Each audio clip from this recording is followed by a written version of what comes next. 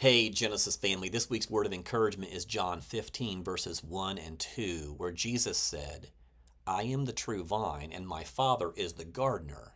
He cuts off every branch in me that bears no fruit, while every branch that does bear fruit he prunes, so that it will be even more fruitful.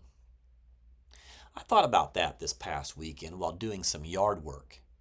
Before I mowed, I had to deal with a couple trees where there was a lot of overgrowth. The branches were hanging so low it made it difficult to get the mower under, and it was producing stress on the tree.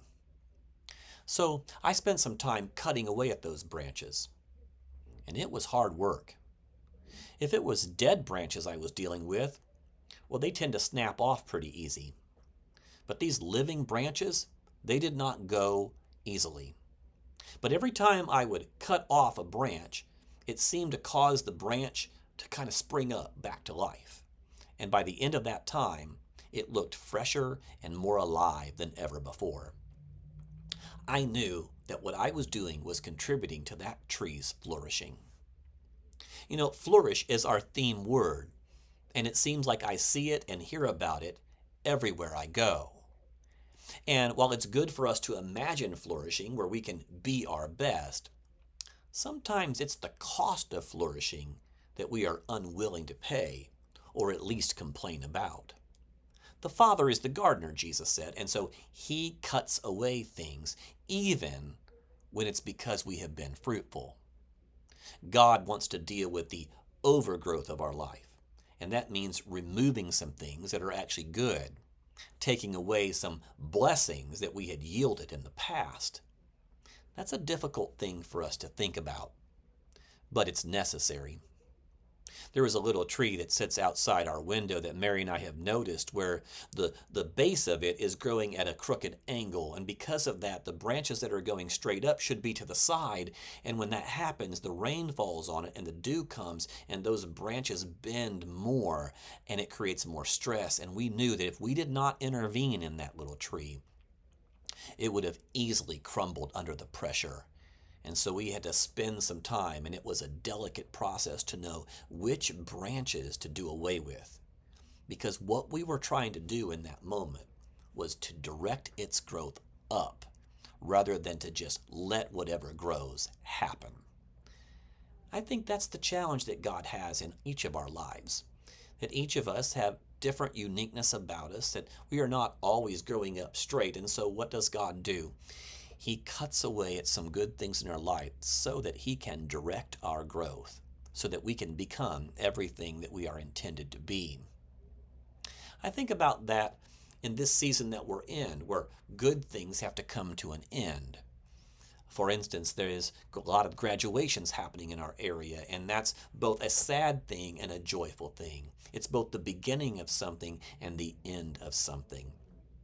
It's a season of transition, not only for kids who are growing into adulthood, but for parents who are having to let those kids go. Letting go is a difficult thing for many of us, and moving forward causes us to have a bunch of courage. And so God is in the business of trimming away the things in our life, creating a sense in which we can be fruitful and even more fruitful than we've ever been, but there is a cost to future fruitfulness, and that is the yielding of things that are good where life once was flourishing. That's what growth is. That's what progress is. And that's what God has for us, and Jesus was sharing that with his disciples. For instance, in the immediate moments, there was a lot of comfort that these disciples were having in the presence of Jesus with them. But Jesus would be taken from them in the way that they had experienced him so far. They would get to experience him in a profound way after he had left, but it was going to be completely new.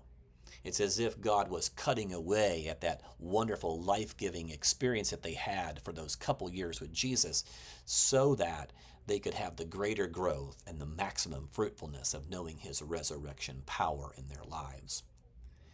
And so that is the way that life works, and we're always reminded of that. Good things come to an end. Things that are overgrown in our life have to be cut back. We have to yield, and that is not an easy process. pruning is a sharp object that cuts away at something that is alive. And Jesus described the Father as one who does that. But the beauty of all that is he does it so tenderly, so gently, so deliberately, intentionally, for the purpose of directing our growth up. So just like those trees, where they hurt for a little bit as they felt those knives cutting into them, they ended up smiling. When you look at the trees in my yard, they're full and they're rich and they're lively because we had to cut the overgrowth out so that the growth could be channeled and directed to where it needed to be. So it is with our souls, friends. In this season, a season of change, a season of transition in so many different ways for us individually, for us as a church, for us corporately, life is always about change and how we respond to it.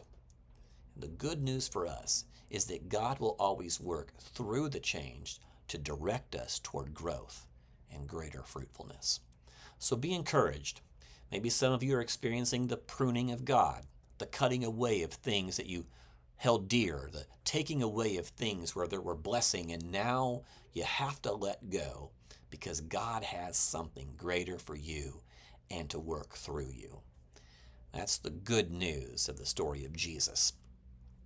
God is always at work in us. God is always at work here at Genesis as well. We're so excited for what awaits us as we come to the end of spring and the beginning of summer. We've got a bunch of kids to take to KAA, over 40, the biggest group that we've ever taken to KAA, and we're excited about seeing what God will do in those kids. We also have an exciting block party coming up on June 13th, which supports our Micah Hope ministry, an opportunity to come together and have fun in our parking lot, to play some games, and there's even a Dunk the Pastor opportunity where you can purchase some balls and throw at me to put me underwater. I look forward to that. I hope you do too. There's lots of things happening at Genesis. I hope that you continue to be proud of what God is doing through our church. I'll see you Sunday.